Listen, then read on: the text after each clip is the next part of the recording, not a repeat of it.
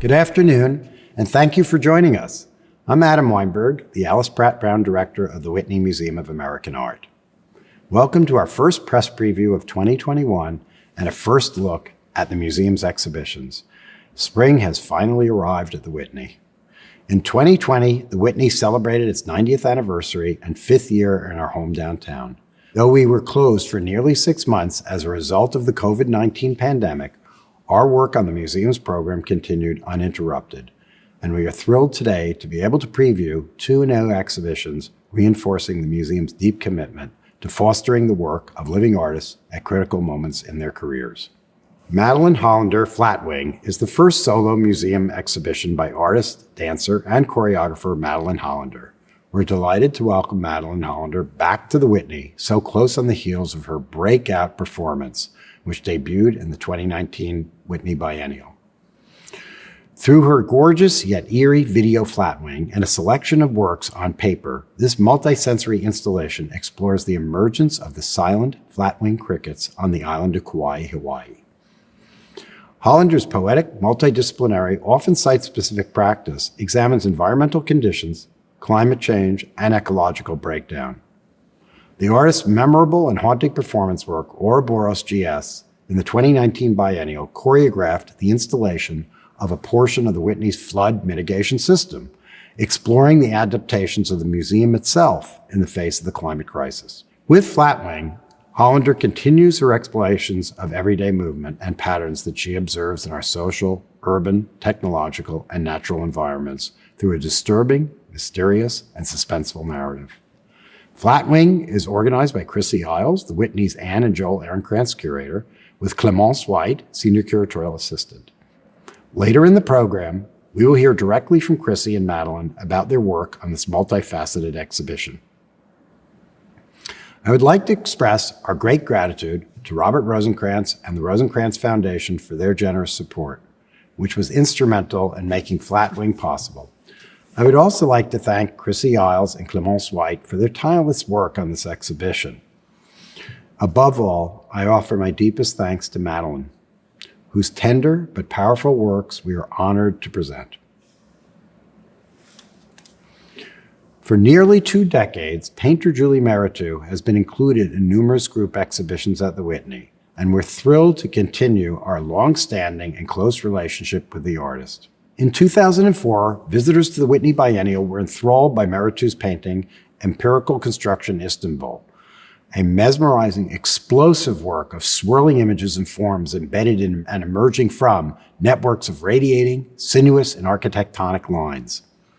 20 years later, Mehretu's singular vision and technical virtuosity remain as forceful as ever, and this exhibition provides an in-depth and unprecedented opportunity to explore the artist's play with both scale and technique through intimate drawings, monumental canvases, and ambitiously complex forms of printmaking. Julie Mehretu takes advantage of the expansive and open space of the Whitney's galleries to enable viewers to have dramatic vistas of the artist's often panoramic paintings.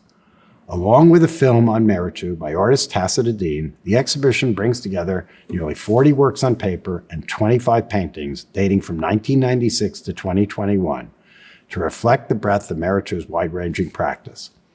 The installation is loosely chronological, beginning with a gallery devoted to works from the mid-1990s. Mehretu condenses seemingly infinite urban narratives, architectural views, and street plans into single, unified compositions. While she employs representational elements and offers narrative hints through her titles, her works remain steadfastly abstract. This approach, where abstraction and representation commingle within a single canvas or series, allows hand-drawn marks to take on figurative and linguistic qualities. As curator Rue Hockley has stated, in their resistance to a single interpretation, Mehretu's paintings encourage a nuanced reckoning with the true complexity of our politics, histories, and identities, without being overly literal. Mehretu's work gives visual form to both the past and present moment. At its core, her art is invested in our lived experience, examining how forces such as migration, capitalism, and climate change impact human populations and possibilities. Mehretu's conviction and mastery of composition and brushwork, along with the sheer energy and full commitment of her execution, endow her works with a life force, presence, and presentness. The Whitney is particularly pleased to co-organize this mid-career survey with LACMA. I want to offer my special gratitude to LACMA Director Michael Govan for this wonderful collaboration, and my great congratulations also to Christine Y. Kim, Curator of Contemporary Art at LACMA, who curated the exhibition, which first debuted at LACMA in November 2019. My great thanks to the Whitney's curator, Rue Hockley, who together with the artist brought the show brilliantly to life in these galleries. An exhibition of this scale requires the efforts of many. I want to offer my great thanks to the staff of the Whitney, who surmounted so much and spared no effort to make this exhibition happen, and the Whitney's Board of Trustees, who deeply believes in and supports the art and artists who are the lifeblood of this museum. We would also like to extend our deep appreciation to the foundations, corporations, and individual donors who supported Julie Mehretu. We're grateful to the Bank of America for being the lead sponsor of the exhibition here in New York and for their generous support of 2 free admission days at the museum on March 25th and 26th in honor of our spring exhibition season. We also acknowledge the outstanding generosity provided by the Ford Foundation and the Andy Warhol Foundation of the Visual Arts. And thanks to New York Magazine for serving as the exclusive media sponsor for the exhibition. Generous support was also provided by trustee Judy Hart-Angelo, the Ellsworth Kelly Foundation, and Jack Shear, the Philip and Janice Levin Foundation, and the Whitney's National Committee. My ultimate thank you is to Julie Mehretu, who work after work, show after show astonishes. Her imagination, invention, and revolutionary vision transforms the viewer, and I dare say has changed the course of empire, visually speaking, to paraphrase the painter Thomas Cole, as well as the course of art history. It is my great pleasure to join you all today as we celebrate the opening of Julie Mehretu's exhibition at the Whitney. I would like to echo Adam's thanks to Christine Y. Kim, our wonderful colleague at LACMA, who originated and began the process with Julie of organizing this exhibition. Of course, we're really excited that Julie herself is here to join us today, and we're going to have a conversation. Welcome, Julie. Thank you. Thank you. So first of all, I'd like to start by taking us back to the 90s. The show begins chronologically around 1996 and goes all the way up to the, last week. But the work that you were making in the mid-1990s, you began to develop your own kind of idiosyncratic method of working, what you've referred to as characters. So dots, circles, crosses, even some organic forms, insects, breasts, eyeballs. I'm thinking specifically of early works like map painting, migration detection map, etc. In the early 2000s, this moves to kind of working in some loose painting cycles. There are significant shifts in scale and technique. So I was wondering if you could talk to us a little bit about how your work evolved from this time in the mid-1990s into the mid-2000s, whether perhaps moving to New York in 1999 played a part. I know you did your residency at the Studio Museum in 2001 and were part of incredibly important exhibition Freestyle that same year. So tell us a little bit about that. Okay, well, it's an honor to be here, and the earliest work that we have in the show from the mid-90s were early drawings and small paintings that I began in graduate school. And those were really, when I was at RISD, there was this kind of exploration into self, and I took reduced drawing down to like these tiny bits, and in the tiny bits and trying to find a way to create some form of meaning or mythology around what the marks could be, they needed to exist in a group and in the context of others. And in that context, then each mark could take on a form of like characteristic or agency. On its own, it almost had no meaning. When you take something out of its context, it becomes meaningless in a way, and it takes its meaning by its context with the other marks. And so these early paintings were just this investigation of like building this language. Mm-hmm. And so from the early, and that was really what started in graduate school and continued while I was in Houston at the residency at the Glassell School of Fine Arts, through the MFA there. And it was there that I started to work through the help of a friend who taught me how to work with big brushes, big kind of spray machines that I could actually work with larger scales and be able to blow the maps and the kind of the space that these paintings were happening in and these drawings and these agents were participating in constructing space that could happen on a different scale. And that started to happen in Houston. And that one of those paintings, the larger paintings that reflects a room, is also in the first room of the show. And then, in the early 2000s at the Studio Museum, I was given this residency and this opportunity to work on many different scaled paintings. And it was there that I was able to play with the computer drawings and different forms of information to be signifiers as to what the marks might be doing or how they might be playing. And I really started to push the architectural language during that time. And so both being here at the Studio Museum, coming back to New York after this time, painting is slow. It takes a long time to evolve and make shifts and changes in it. And all of that kind of evolved as the slow evolution of how to work with these marks, how to work with this various forms of surfaces, and the various different kinds of architectural and diagrammatic languages. And so bringing all that in allowed for a different kind of play. One of the many aspects of the exhibition that I'm most excited about is that we have the great honor of debuting a brand new painting in this exhibition, one that was not shown at LACMA in LA or at the High Museum in Atlanta, one that did not even exist in completion during those runs of the exhibition. This painting, as yet untitled to my knowledge, is a site-specific work. It's a diptych that is being installed in the West Galleries of the fifth floor facing the Hudson River. And it's a piece that you had conceived of thinking of that particular location within your show, but also in relation to the river, and that you've been working on kind of up until really just a couple of days ago. So could you tell us a little bit about that painting, how it relates to the river and to New York City, and kind of some of its inspiration in terms of recent events? So when we were walking around and there's this opportunity to have a viewing room that is, where you can have a moment of rest and look at the water, and it felt like that wall, it would be an incredible opportunity to use that wall to actually make, be able to be something that you can engage with and engage with the city. And I just love the kind of possibility of being able to experience the museum from outside, from the street. It's different than a gallery. It's like the museum is something that is a space that you have to go into in a different way. And there's something about at least being able to see the art from the street, and that there's an engagement there with a different kind of community.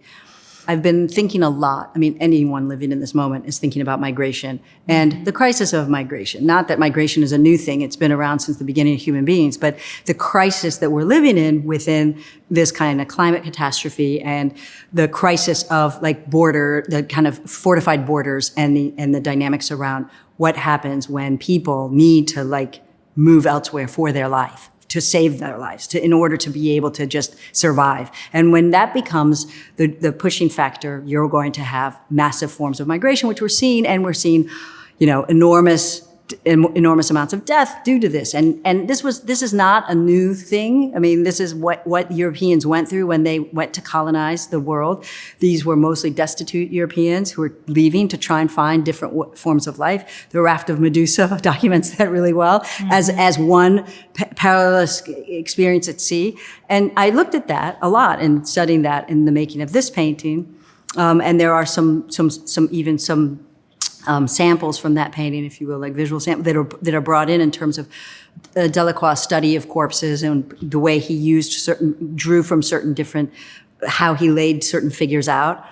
But what really, to me, you're looking at this from this river, you're looking out at the river at the Hudson. It's what made this city possible. And you see the Statue of Liberty. Everyone who looks at the Hudson looks at the Statue of Liberty. It's what everyone looks at. And when you see that, you realize that this entire place, it only brings up one issue when you see that, not just a marker of New York, but if you think about Barthes and mythologies, it brings up the history of this country, and that this is still one of the major entry points of new immigrants to this country, and that there's an enormous contradiction in the dynamics that this country is engaged in terms of who has a right to space, land, place, and resources. And so there's within that dynamic, I wanted this painting to deal with that. So the two images, blurred kind of images that are the underpainting of this, which aren't so important that they're recognizable. To me, it's just part of the DNA and part of the energy inside of the painting, are riotous crowds, anti-immigration rallies, one in Chemnitz, Germany, another one and those are enormous anti-Merkel, anti-immigration rallies that are really against kind of her acceptance of new migrants, stranded migrants into Germany. And then the pro-Brexit rallies, enormous pro-Brexit rallies that are also part of the same kind of fervor that we have in this country with under the Trump administration, but still continue to have with a lot of people on the Mexican border. And so part of my interest in those paintings is to take that dynamic of this intense riotous images that are really fervent about gatekeeping, and embed that into these kind of gestures and the marks that are coming from all of these visual archives I have of source from the archives of migrants crossing and either struggling to cross borders, in conflict with police, border patrol when they're crossing, dying on rafts, crossing very similar images to like the raft of Medusa. You see them in contemporary culture on the Mediterranean now, here in the Gulf of Mexico, in the California, down south of Baja. These images are not, and so to me, there's something about those relationships that I found really potent, and all of that is generative to the way that I started painting into it. More than it's embedded as part of the DNA in the painting, but it's the generative image that comes out of that I'm more interested in, and that faces the water. Your relationship with the Whitney now goes back almost 2 decades. For a lot of our audience members, their first encounter with your work would have been in the 2004 biennial. You've also been included in numerous group exhibitions, most recently in Incomplete History of Protest, which I co-organized with my colleagues David Breslin and Jenny Goldstein. In fact, the work that you're standing in front of right now, the print Epigraph Damascus from 2016, was included in the protest exhibition. As an artist who enjoys productive and great relationships with the most preeminent institutions, both nationally and internationally, was it important to you to have your survey come to the Whitney and to New York specifically? Yes, absolutely. But I will backtrack a little. When we were thinking about this as a as a show that might travel, New York was definitely, I really wanted it to come here. This is the city that made me as an artist, the city that I came to as a college, right out of college, a city that I waited tables in and made my first work to get into graduate school, and really learned about galleries, learned that you could go to galleries for free. I didn't grow up in a context where you had any form of contemporary art museum. When I was growing up in mid-Michigan, there was the DIA in Detroit, and there was the Art Institute in Chicago. You had the Walker Art Center in Minneapolis, but you really didn't have anything else. The MCA came first to Chicago at about the time that I was graduating from college. And then you have MoCAD now in Detroit. You have a Contemporary Art Museum in Grand Rapids, and in East Lansing, you have a Zaha Hadid Broad Museum. This is a very different world that we have in the Midwest. And so for me, coming to New York, I never had the kind of engagement with contemporary art. And everything changed. When I saw Thelma Golden's 1994 Black Male Show, when I saw the 1993 Whitney Biennial, when these moments were transformative for me and what I understood could be. And it was after that I realized learned about the gallery world, and that this is a completely free and open infrastructure that anyone can walk into. If you don't grow up with that culture, you don't realize that. And so for me, this was a formative institution. Mm-hmm. It was also, so it's been dear to me from way back then, as that driver. So one of the things about making the choices is that we wanted the show to be in the main, these art centers like New York City and Los Angeles. Those were paramount. But then at the same time, I really was hoping that we could find venues that were in other parts of the country, in the Midwest. So the Walker, I was super excited that the Walker took the show.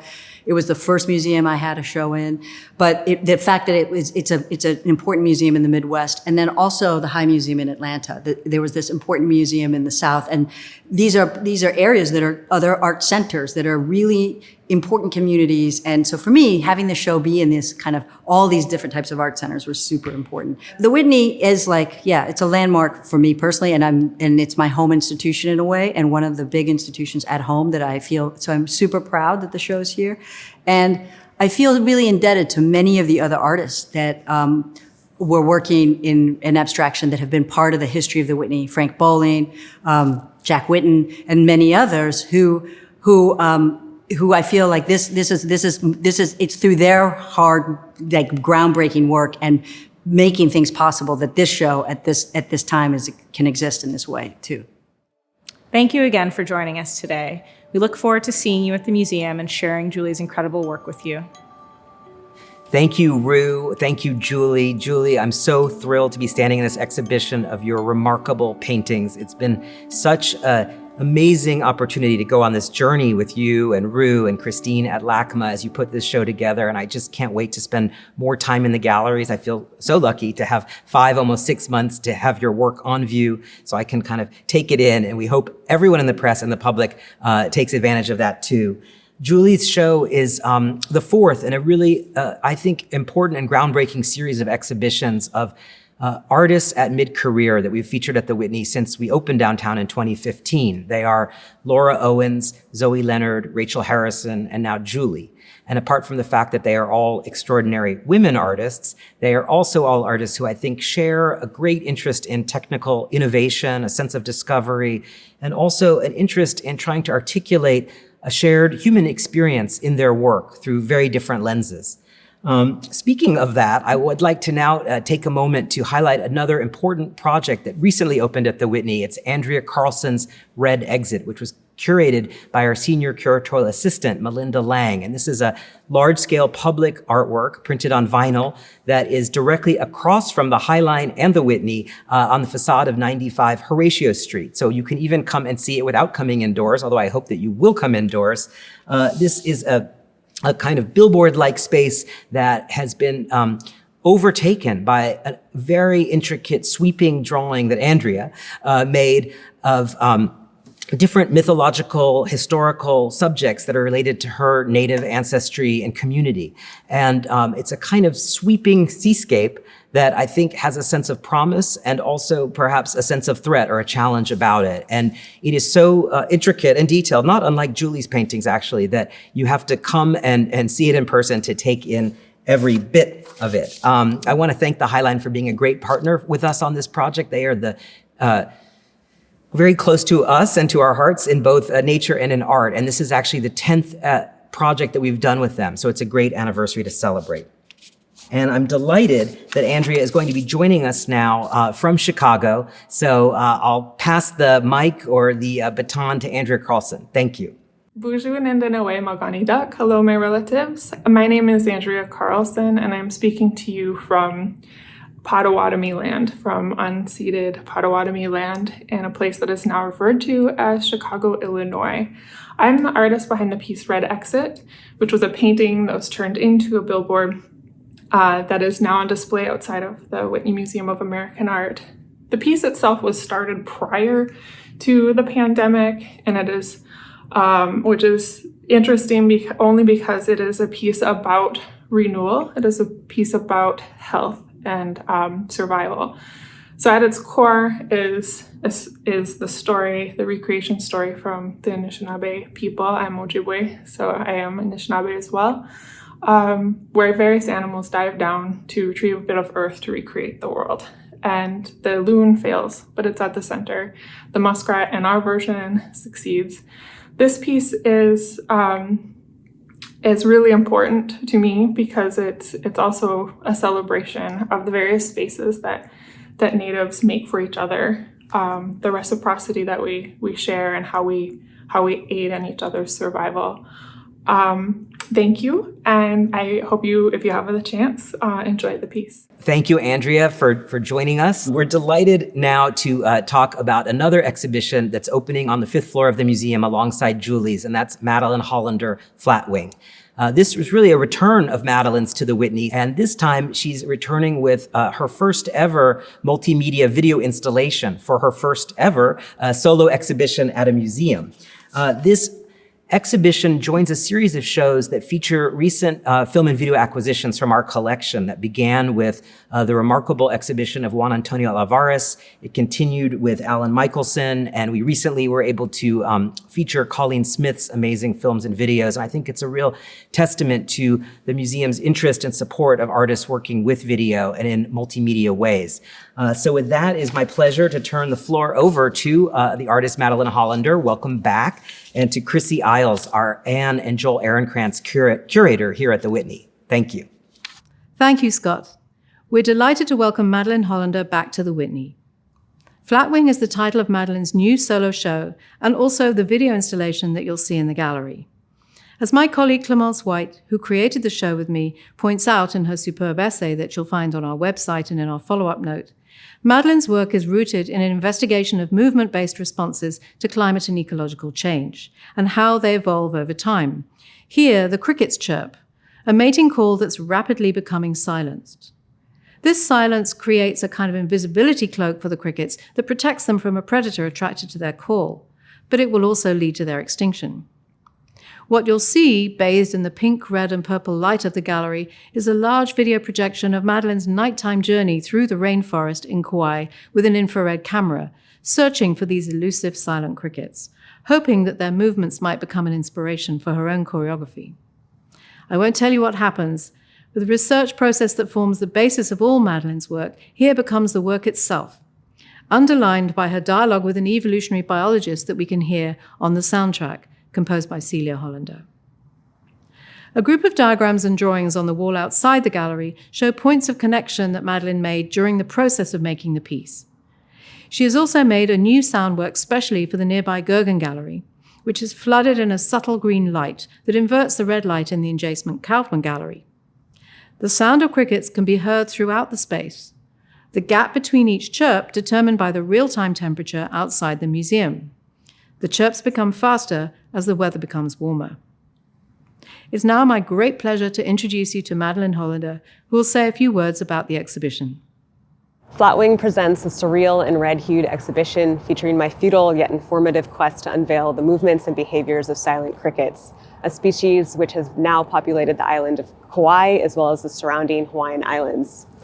Flatwing is at once a meditation on accelerated evolution and the realities of climate change, as well as a confronting and at times humorous conversation between a choreographer and entomologist, revealing the limitations and values specific to our individual disciplines and approaches. In this case, an art practice staged against the scientific method. This work is unique, unlike any of my other choreographies, videos, or performances, in that it offers a glimpse into my research process and the circuitous logic or illogic I create and build off of when developing a new work of art. I'm incredibly grateful to Christy Isles and Clemence White and the entire Whitney's production team for this opportunity to present Flatwing for the first time in the US and for their continued support and conversations that have led to the creation of this exhibition. Thank you, Chrissy. Thank you, Madeline. I want to encourage everyone to come and see this show in person. I know I say that about every show, I'm sorry. But until you're in the galleries and you see the quality of the light, the sound, and this immersive experience, you really won't understand the kind of magic and power that Madeline has brought to this installation. I do want to take an opportunity to draw attention to some of the other shows that are upcoming at the Whitney this spring.